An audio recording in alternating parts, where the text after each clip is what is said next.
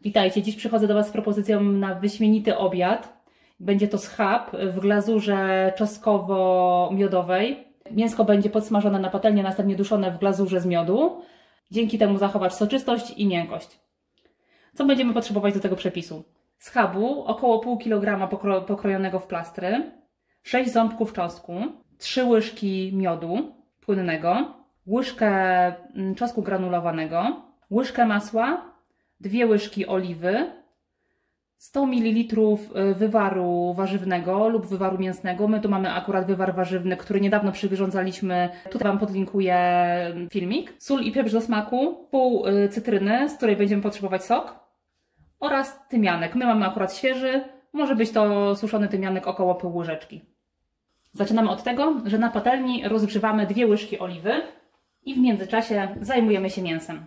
Mięsa nie rozbijamy na standardowe kotlety, jedynie po prostu możemy je tak uklepać delikatnie ręką, żeby rozbić włókna. Następnie przyprawiamy je solą oraz pieprzem.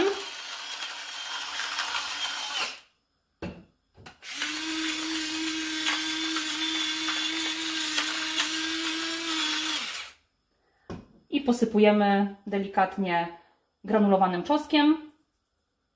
Oczywiście powtarzamy z drugiej strony to samo.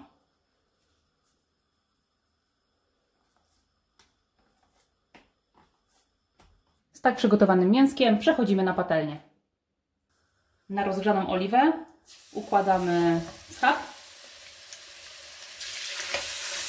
Będziemy go podsmażać około 3 minut na jednej stronie. Oczywiście w zależności od tego, jakiej wielkości mamy kotlety.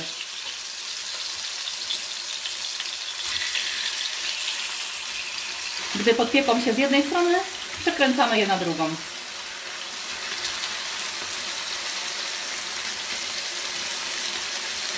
Po kilku minutkach schab jest gotowy.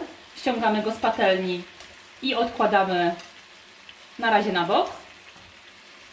Zajmiemy się teraz glazurą. Zmniejszamy ogień i dodajemy łyżkę masła.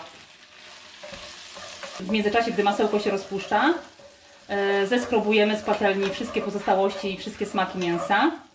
Gdy masło się roztopi, dodajemy 6 ząbków czosnku. Wcześniej nie przycisnęłam. Zaparzamy go 30 sekund, żeby stracił swoją goryczkę, a następnie dodajemy wywar. Jeżeli nie mamy wywaru, może być woda. 3 łyżki miodu.